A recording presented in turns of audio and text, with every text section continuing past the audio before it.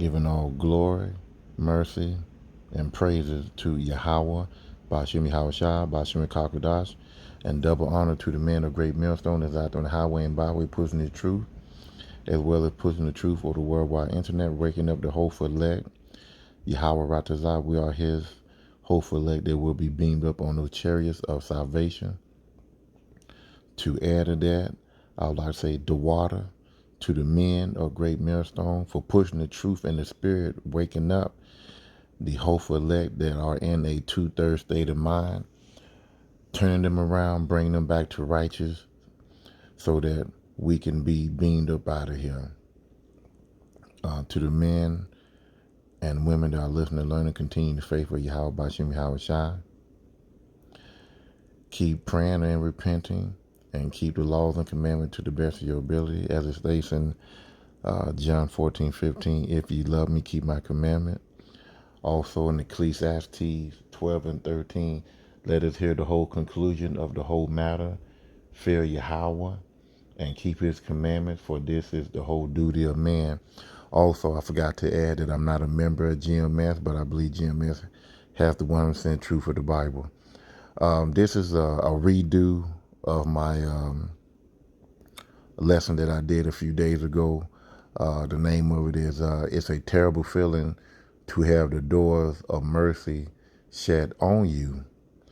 And it's a bad feeling to, I mean, you can imagine not being able to get a job that you want to help you pay the bills, you know, your card, know your insurance, put money in your pocket, food on the table, cut your lights on, and then, you know, you think you gave a good interview and you go back and they say, well, we took someone else and you really need that job. It's a bad feeling. You don't feel good when you apply for a job and you go for an interview, you think you got it, then all of a sudden they tell you that, we want someone else that's better qualified, or we already got who we want. That's a turn down. You hurt behind that a little bit. But it's no hurt, there's no comparing when a good Lord, tell you, I don't know you. It's a terrible feeling, you know. So let's go ahead and jump into it. We're gonna go to Matthew 25:1, where it speaks about the 10 virgins. You had 5 that took heed, and 5 that was foolish. So let's go straight into it. Matthew 25:1. Then shall the kingdom of heaven be likened unto 10 virgins, which took their lamps and went forth to meet the bridegroom. So the 10 virgins, they took their lamp, which is their Bible, and went forth to the bridegroom. Verse 2, and 5 of them was wise, and 5 was foolish. The 5 that was wise, they took heed. The foolish didn't take heed. They didn't take this truth, this information, this word to heart. Meaning, they didn't take it to mind. Verse 3, they that were foolish took their lamp and took no oil with them, no understanding.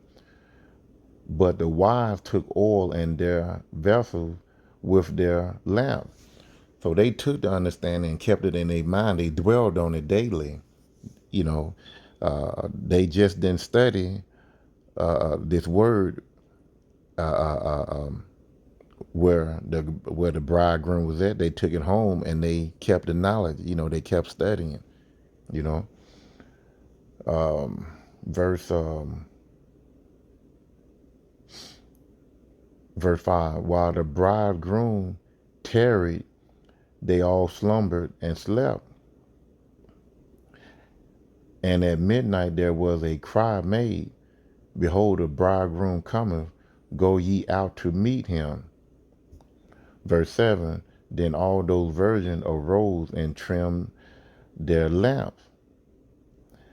And the foolish said unto the wise, Give us your oil, which is, they were saying, give us your understanding, for our lamp has gone out. You know, the information that they took out of their Bible, the understanding, they didn't have it no more. They wanted them to the other five virgins to help them learn the scripture, help them, get that understanding back.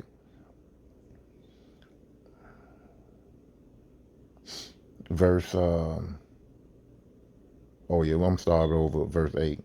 And the foolish said unto the wise, Give us your oil, for our lamp is gone out.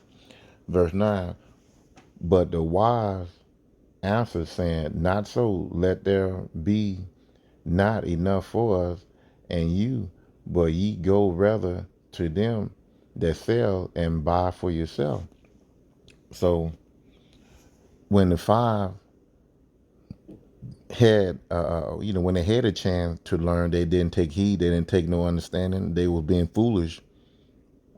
They disregard what was told, what was read, what was given to them. So when it was time to meet the bridegroom, they wanted the five virgins to give them some understanding, but they didn't have time to give them no understanding. They had to hurry up to go to the bridegroom. They told them, "Hey, go somewhere else to get your understanding. Go somewhere to get what you should have learned. When you had a chance to learn it. So go buy it. Go get somebody to teach you and pay for it. Then come back." So that's what they did. They went somewhere else. So let's go to verse 10. And while they went to buy, the bridegroom came, and they that was ready went in with him, and the marriage and the door was shut.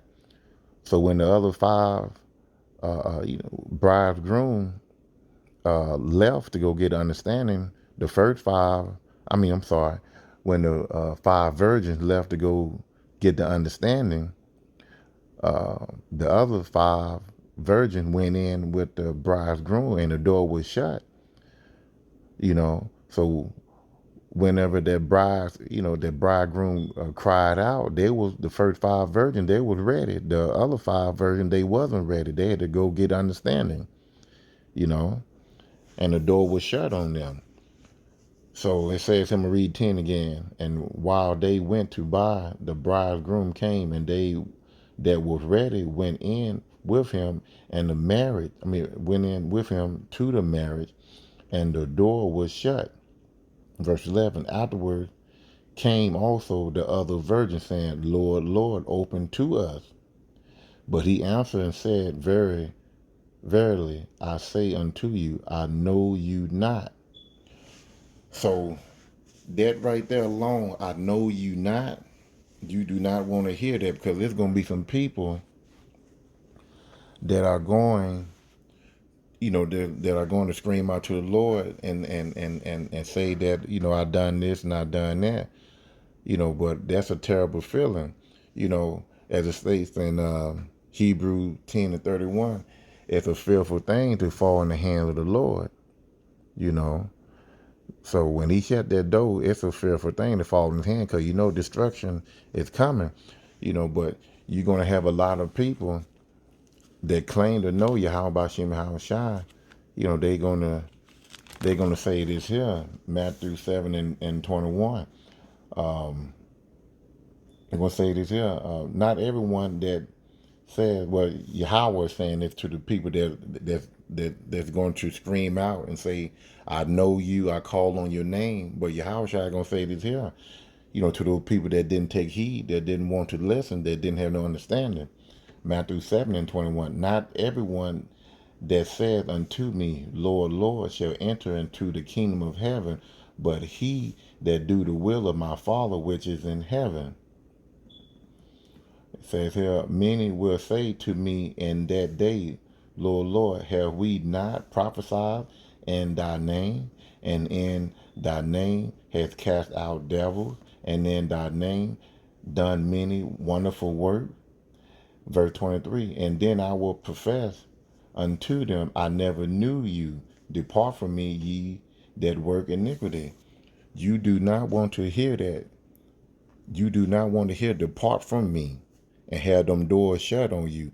You want to hear come up hither, as it states in Revelation 4 and 1. Let's go to Revelation 4 and 1. It says here, after this I looked, and this is John the Revelator speaking, Revelation 4 and 1. After this I looked, and behold, a door was opened in heaven, and the first voice which I heard was as it were of a trumpet speaking, a trumpet talking with me, which said, come up hither, I will show thee things which must be hereafter. So that what you want to hear.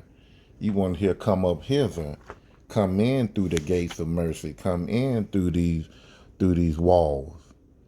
You know, that what you want to hear, because I'm telling you that's Matthew 7:21. That's a terrible feeling. You know, when he deny you and you cannot come in through those doors, like you see here on this image.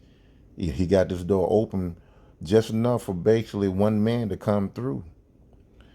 And if you're not calling on the true name of Yahweh Bashim Shai, you're not repenting, you're not keeping the laws and commandments to the best of your ability, and most definitely, if you don't have the faith, you're not going in through them doors.